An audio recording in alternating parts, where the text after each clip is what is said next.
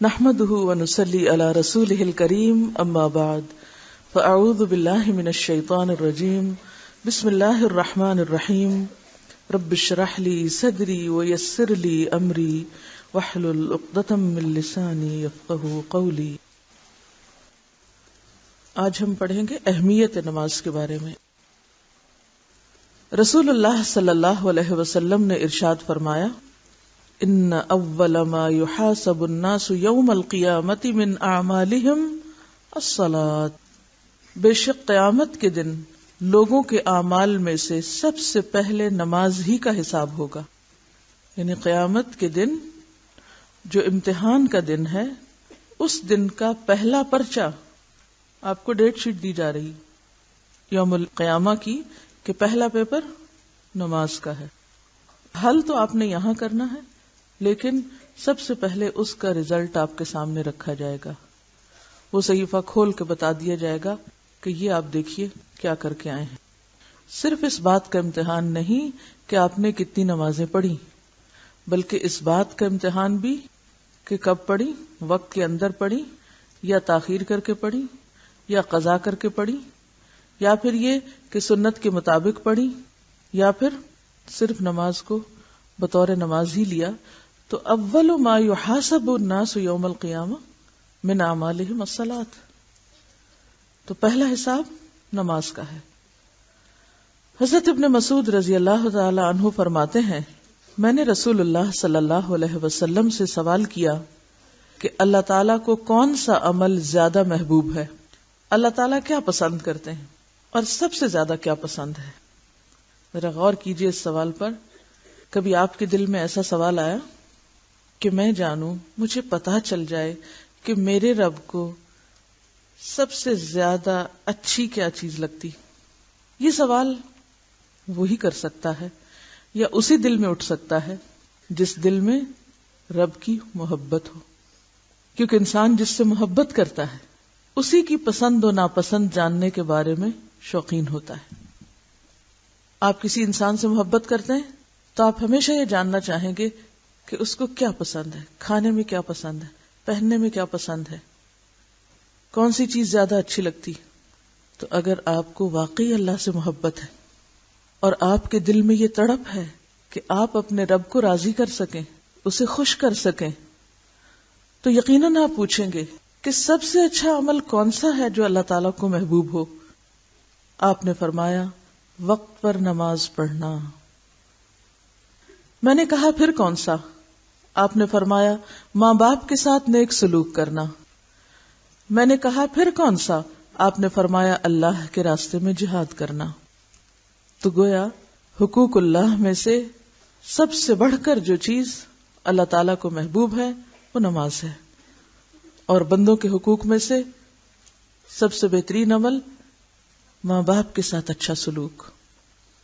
رسول اللہ صلی اللہ علیہ وسلم نے فرمایا، نماز کے بارے میں اللہ سے ڈرو، نماز کے بارے میں اللہ سے ڈرو، نماز کے بارے میں اللہ سے ڈرو۔ ایک ہی بات 3 بار فرمائی۔ کیوں؟ کہ اگر کسی نے ایک بار نہیں سنی تو دوسری بار سن لے، اگر کسی نے دوسری بار بھی نہیں سمجھی تو تیسری بار سمجھ جائے۔ ایک ہی بات کا بار بار تکرار کیا سکھاتا ہے ہم کو؟ کہ ہم اس بات کو اہمیت دے۔ کیا معنی ہے نماز کے بارے میں اللہ سے ڈرو؟ کہ قیامت کے دن جب اس کے بارے میں حساب ہوگا یا پوچھ ہوگی تو حساب سخت ہوگا، تمہیں جواب دینا ہوگا، تمہاری پوچھ ہوگی، پھر کیا جواب دو گے کہ کیسی نمازیں پڑھی تھی۔ ایک اور حدیث میں آتا ہے، آدمی اور شرک کے درمیان نماز ہی حائل ہے۔ اب دیکھیے 3 طرح اس بات کو کہا گیا ہے، کفر، شرک اور منافقت۔ ان تینوں چیزوں سے برات کے لیے ثبوت کس چیز سے دینا ہے؟ نماز سے۔ یعنی کفر سے بری ذمہ بھی انسان کب ہوگا؟ جب نماز ادا کرے گا۔ منافقت سے بھی کب نکلے گا؟ جب نمازیں درست ہوں گی۔ شرک سے بھی کب پاک ہوگا؟ جب نماز درست ہوگی، یا دوسرے لفظوں میں نماز انسان کو شرک سے بچانے والی ہے۔ سورۃ الروم میں اللہ تعالیٰ فرماتے ہیں، اقیموا الصلاۃ ولا تکونوا من المشرکین، نماز قائم کرو اور مشرکین میں سے نہ ہو جاؤ، مشرک نہ بنو. تو گویا نماز کا نہ پڑھنا جہاں کفر بھی ہے، وہاں نماز کا نہ پڑھنا منافقت کی علامت بھی ہے، اور اسی طرح نماز نہ پڑھنا شرک بھی ہے. تو ترک نماز معمولی جرم نہیں، تمام خرابیوں کا مجموعہ ہے. جو خرابیوں کی بنیاد یا جڑ ہے ان سب کو سمبلائز کرتا ہے. پھر فرمایا نماز دین کا ستون ہے. جس طرح ستون پر ایک عمارت کھڑی ہوتی ہے، اسی طرح نماز ہے تو دین ہے، نماز نہیں تو دین بھی نہیں. پہلے کفر، منافقت اور شرک کی بات کی گئی، اور اب دین کی اصل بتائی گئی کہ دین کی اصل کس پر قائم ہے؟ نماز پر. نماز کے بغیر کسی شخص کے دیندار ہونے کا کوئی تصور نہیں.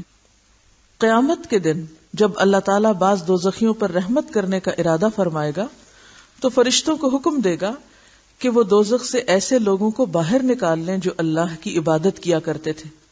فرشتے انہیں نشان سجدہ سے پہچان کر دوزخ سے نکال دیں گے.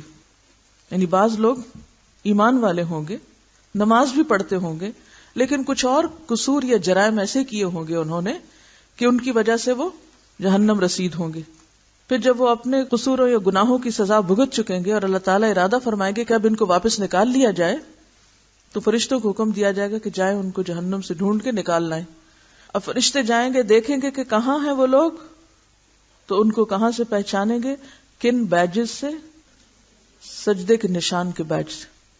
یہ ہیں وہ لوگ، ان کو نکال لیا جائے.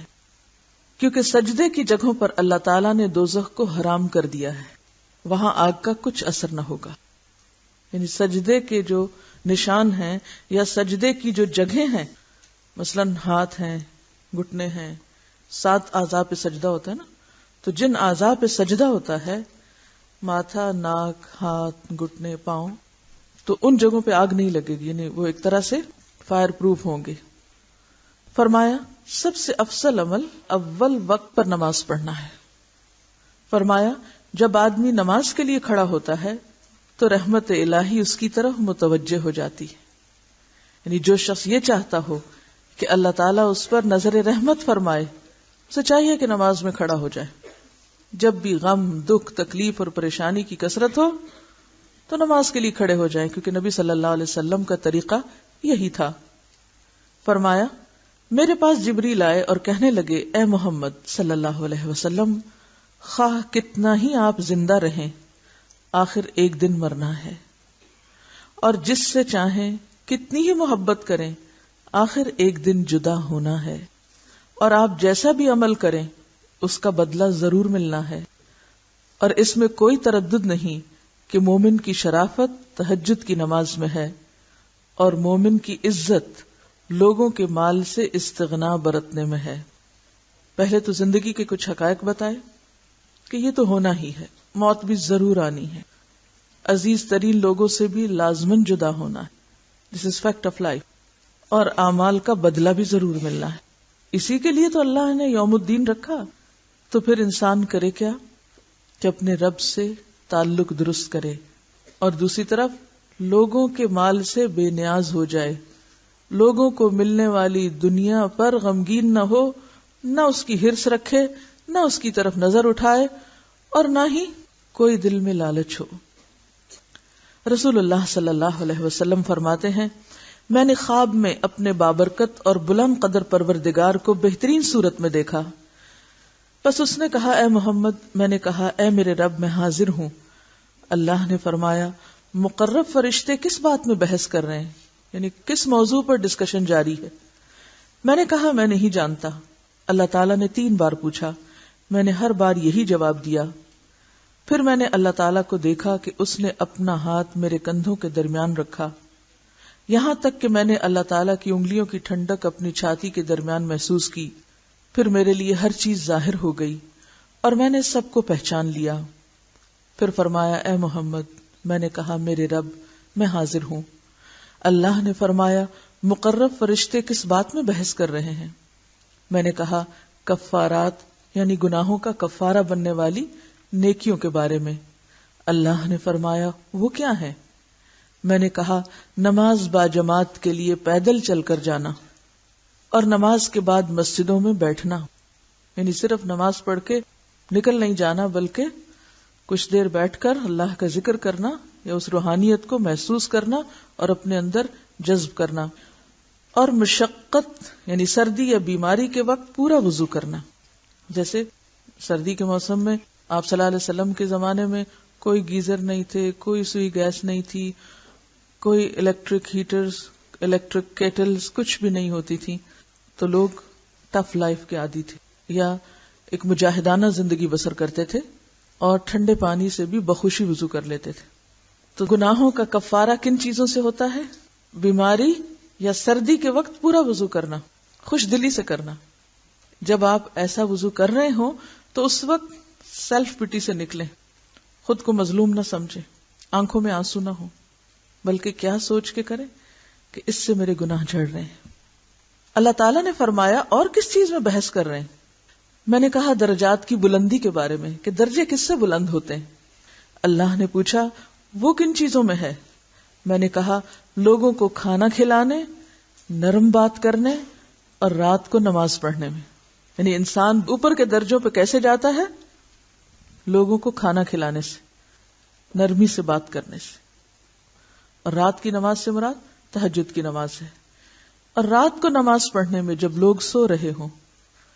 اب اگر آپ یہ 3 کام کر لیں تو 3 درجے اوپر چلے جائیں گے. اگر 3 نہیں کر سکتے تو 2 کر لیں، 2 نہیں کر سکتے تو کم از کم 1 تو کریں.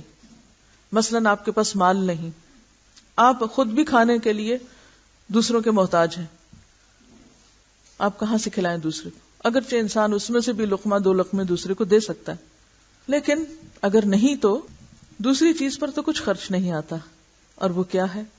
نرم بات کرنا. ایک ہی بات انسان 2 طریقوں سے کر سکتا ہے، سختی سے روب جھاڑ کر، چیخ چلا کے، اور نرمی سے.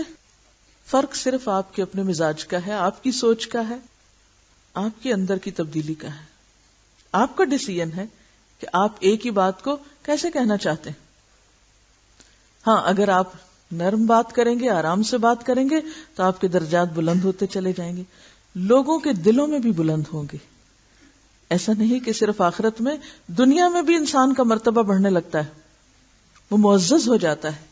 اور اگر آپ مجبور ہیں اپنی عادت سے کہ 20-30 سال میں اب اتنی پکی ہو چکی ہے کہ بازی نہیں آ رہے کوشش کے باوجود، تو پھر راتوں کی نماز شروع کریں.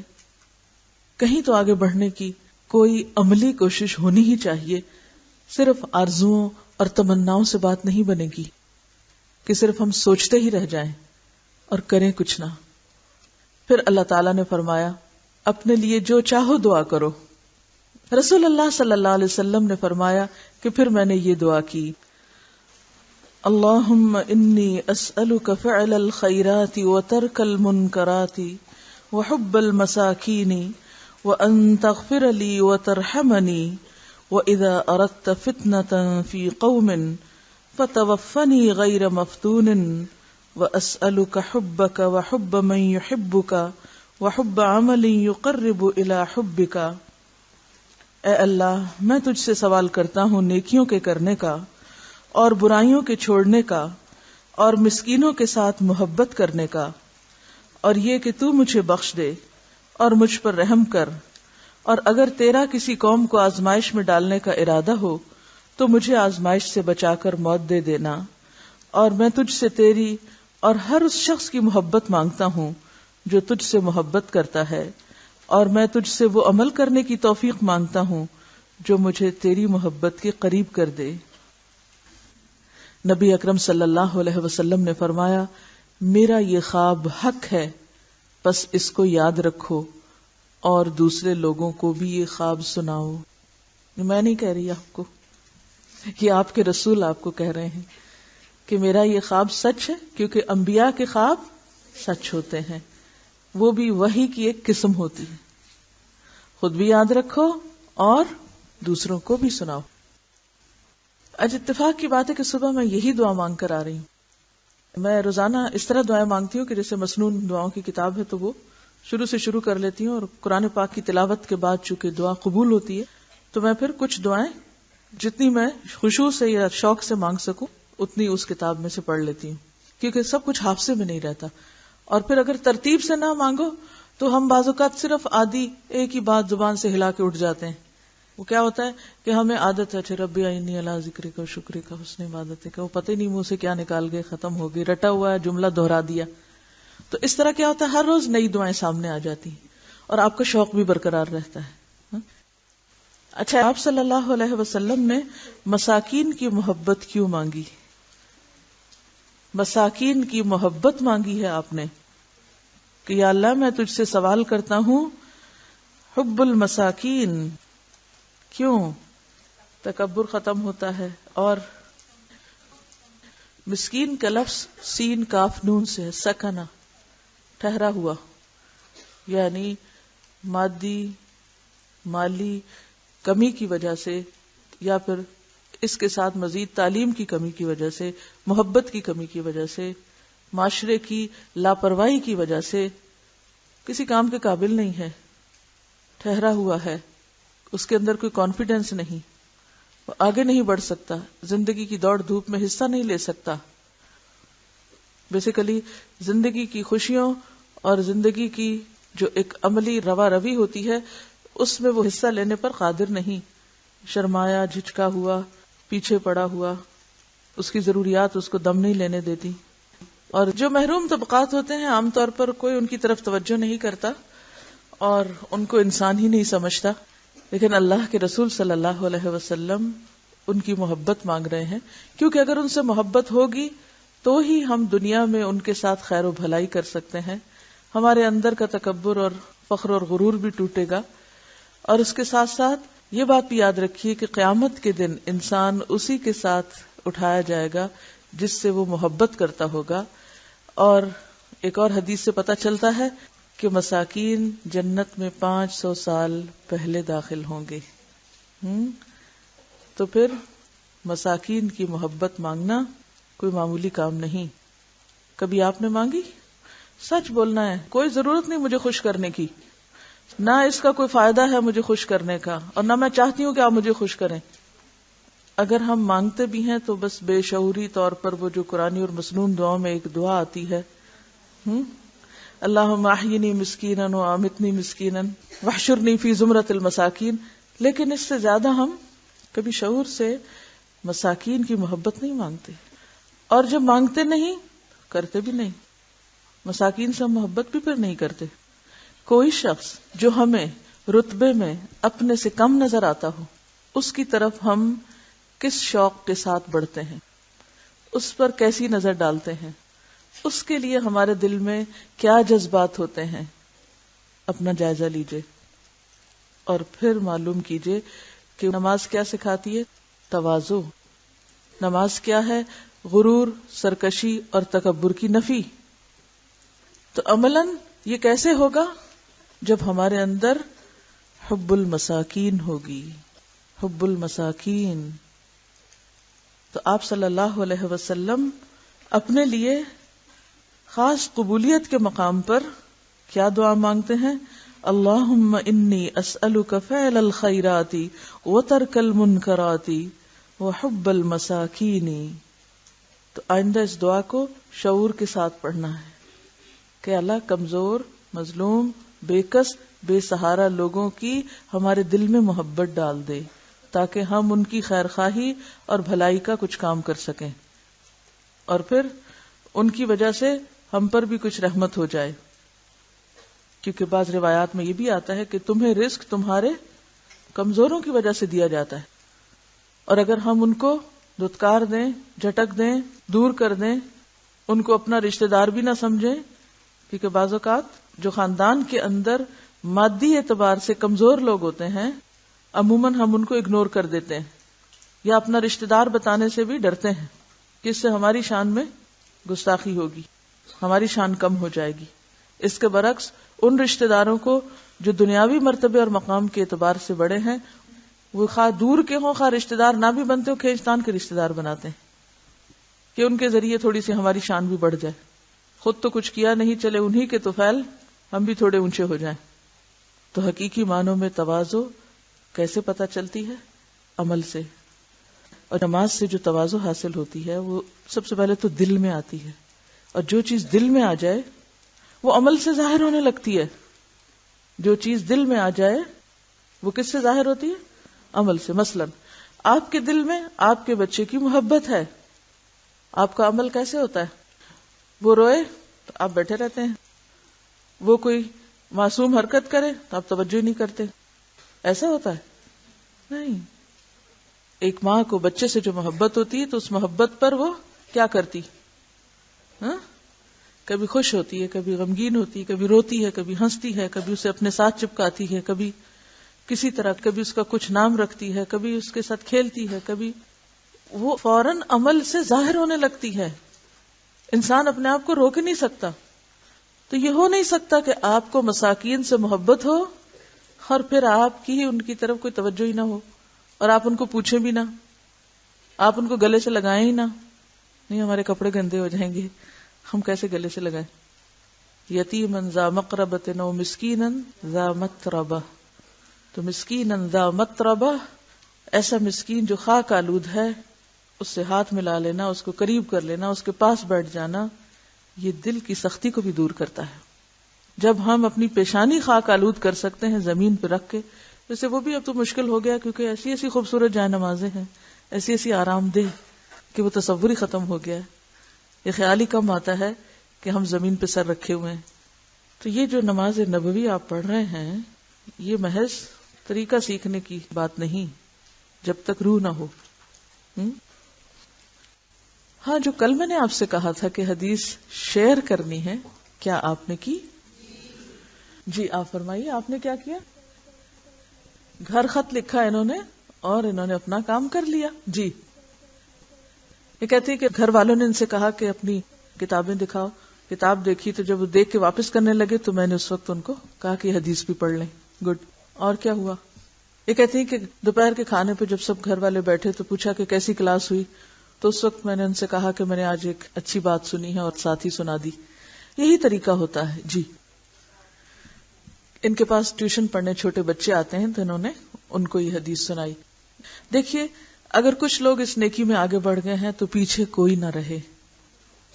کچھ مشکل نہیں، 10 منٹ لگیں گے خط لکھنے میں. اگر قریب نہیں ہے کوئی آپ کے جس کو آپ سنا سکیں تو آپ خط کے ذریعے لکھ کے بھیج سکتے ہیں، کیونکہ پوری کتاب تو کوئی نہیں پڑھتا. اگر اس میں سے ایک حصہ نکال کے کسی کو دے دیا جائے تو اس کو تو وہ پڑھ ہی لیتے ہیں. یا آپ خط گھر والوں کو کہ میرا یہ خط گھر والوں کو پڑھ کے سنا دیں. یہ خط عام طور پہ جاتا ہے تو سب کہتے ہیں کیا لکھا ہے، میں نے بھی خط پڑھنا. خط پڑھنے کا سب کو بہت شوق ہوتا ہے ویسے کچھ پڑھے یا نہ پڑھے، کوئی اجازت نہ بھی دے تو وہ پڑھنا چاہتے ہیں. تو اس لیے خط جو ہے دین کی تعلیم پھیلانے کا یا عام کرنے کا بہت خوبصورت طریقہ ہے. اب میں چاہتی یہ ہوں کہ اس حدیث پر عمل کیا جائے.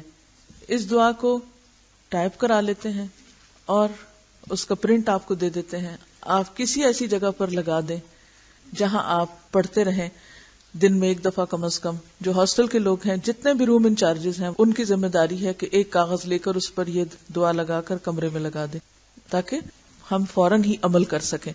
اگر ہم عمل نہیں کریں گے تو یہ علم پڑھنے کا فائدہ کچھ نہیں. اور اتنی خوبصورت دعا آپ دیکھیے کہ یہ دعا کس موقع پر آپ صلی اللہ علیہ وسلم نے پڑھی، کب مانگی اور کیا مانگا. کس قدر خوبصورت دعا ہے کہ اللہم انی اسألک فعل الخیرات و ترک المنکرات. اور اگر یہ دعا قبول ہو جائے تو پھر خوش قسمتی کا کیا ٹھکانہ کہ جس کو نیکیوں کی توفیق ہو جائے، نیکیوں کا شوق ہو جائے اور اس کی برائیاں چھٹ جائیں تو پھر اس سے بڑی کامیابی کیا. رسول اللہ صلی اللہ علیہ وسلم نے فرمایا، جس نے صبح کی نماز پڑھی وہ اللہ کی حفاظت میں ہے، بس اللہ تعالیٰ تم سے اپنی حفاظت کے بارے میں کسی چیز کا مطالبہ نہ کرے، اس لیے کہ جس سے وہ یہ مطالبہ کرے گا یقیناً اس کو اپنی گرفت میں لے کر منہ کے بل جہنم میں پھینک دے گا. یعنی نماز میں کوتاہی نہ کرو کیونکہ یہ اللہ کی حفاظت نہ چاہنے کے مترادف ہے. نماز میں کوتاہی کا مطلب کیا ہے کہ مجھے نہیں چاہیے اللہ کی حفاظت. اور جو شخص نماز با جماعت میں کوتاہی نہیں کرتا اسے ناحق تنگ نہ کرو کہ یہ اللہ کی حفاظت کو توڑنے کے مترادف ہے. اللہ کی پکڑ سے ڈرو ورنہ جہنم کا ایندھن بن جاؤ گے. حضرت ابن عباس سے روایت ہے کہ رسول اللہ صلی اللہ علیہ وسلم نے فرمایا، امنی جبریل علیہ السلام عند البیت مرتین فصلى بي الظهر حين زالت الشمس وكان قدر الشراك وصلى بي العصر حين كان ظله مثله وصلى بي يعني المغرب حين أفطر الصائم وصلى بي العشاء حين غاب الشفق وصلى بي الفجر حين حرم الطعام والشراب على الصائم فلما كان الغد صلى بي الظهر حين كان ظله مثله وصلى بي العصر حين كان ظله مثليه وصلى بي المغرب حين أفطر الصائم وصلى بي العشاء إلى ثلث الليل وصلى بي الفجر فأسفر. عربی میں نے پڑھ کے سنائی ہے، اگر ہوم ورک کے طور پہ آپ اس کو لے لیں اور اسی طرح پڑھنے کی کوشش کریں تو اس سے آپ کی قابلیت میں اضافہ ہوگا، کیونکہ جو الفاظ نبی صلی اللہ علیہ وسلم کے ہیں وہ کسی اور کے ہو ہی نہیں سکتے، اور پھر جو لطف ہے ان الفاظ کے اندر اور جو شیرینی ہے اور جو برکت ہے وہ اردو ترجمے سے نہیں ملے گی آپ کو. خانہ کعبہ کے پاس جبریل علیہ السلام نے میری امامت کی، یعنی آپ صلی اللہ علیہ وسلم کو نماز پڑھائی. بس مجھے ظہر کی نماز پڑھائی اور مجھے عصر کی نماز پڑھائی اور مجھے مغرب کی نماز پڑھائی اور مجھے عشاء کی نماز پڑھائی اور مجھے فجر کی نماز پڑھائی. یہ اس حدیث کا مختصر مفہوم انہوں نے بیان کیا ہے. اب اس حدیث سے یہ پتہ چلتا ہے کہ نماز کا طریقہ عملی طور پر آپ کو اللہ تعالیٰ نے جبریل علیہ السلام کے ذریعے سکھایا اور انہوں نے پریکٹیکل ڈیمونسٹریشن کے ذریعے آپ کو نماز سکھائی. اور پھر اس کے ساتھ اس حدیث میں اوقات کا بھی ذکر ہے. اس زمانے میں چونکہ اوقات معلوم کرنے کے لیے مختلف طریقے نکل آئے ہیں تو ان سے فائدہ اٹھا کر ہم اپنی نمازوں کے اوقات معلوم کر سکتے ہیں. چونکہ لائف سٹائل بدل گیا نا، طریقہ زندگی بدل گیا، ہم سورج کو اس طرح سامنے دیکھتے نہیں، لہٰذا ہمیں سورج کا ڈھلنا، اس کا 1 مثل 2 مثل کا پتہ ہی نہیں چلتا. تو بہتر ہے کہ گھڑیوں اور کیلنڈر کی مدد سے یا چارٹ کی مدد سے اپنے اوقات کا تعین کر لیا جائے، اور اگر آسان ہو تو بہت ہی اچھا ہے کہ انسان کو یاد دہانی ہو جاتی. امامت جبریل کی اس حدیث سے معلوم ہوا کہ نماز کا درجہ اتنا بلند، اس کی اہمیت اللہ کے نزدیک اتنی اعلیٰ و عرفہ، اور اسے مخصوص ہیئت، مقررہ قاعدوں، متعینہ ضابطوں اور نہایت خشوع و خضوع سے ادا کرنا اس قدر ضروری ہے کہ اللہ تعالیٰ نے تعلیم امت کے لیے جبریل کو ہادی عالم کے پاس بھیجا. جبریل نے اللہ کے حکم کے مطابق رسول اللہ صلی اللہ علیہ وسلم کو نماز کی کیفیت، ہیئت، اس کے اوقات اور اس کے قاعدے سکھائے، اور پھر آپ جبریل علیہ السلام کے بتائے اور سکھائے ہوئے وقتوں، طریقوں، قاعدوں اور ضابطوں کے مطابق نماز پڑھتے رہے، اور امت کو بھی حکم دیا تم اس طرح نماز پڑھو جس طرح تم مجھے نماز پڑھتے دیکھتے ہو. ان کا سوال بہت اچھا ہے کہ نماز کو چھوڑنا شرک کیسے ہو گیا؟ فرمائے گا نا کہ نماز قائم کرو اور مشرکین میں سے نہ ہو جاؤ. دیکھیے کہ جب اذان ہو جاتی ہے نا تو اس وقت ہمارے اوپر یہ فرض عائد ہو جاتا ہے کہ ہم اب اللہ کا حق دینے کے لیے تیار ہو جائیں، عبادت کے لیے نکل آئیں، دنیا کے کام چھوڑ دیں. لیکن اگر ہم نہیں نکلتے اس وقت نماز کے لیے اور وہ کام نہیں چھوڑتے تو گویا ہم نے کیا کیا؟ اللہ کے ساتھ اس کام کو شریک کر لیا. اسی لیے کہا گیا کہ جو شخص نماز کا چھوڑنے والا ہوگا قیامت کے دن وہ فرعون، حامان اور قارون کے ساتھ اٹھایا جائے گا. فرعون متکبر تھا.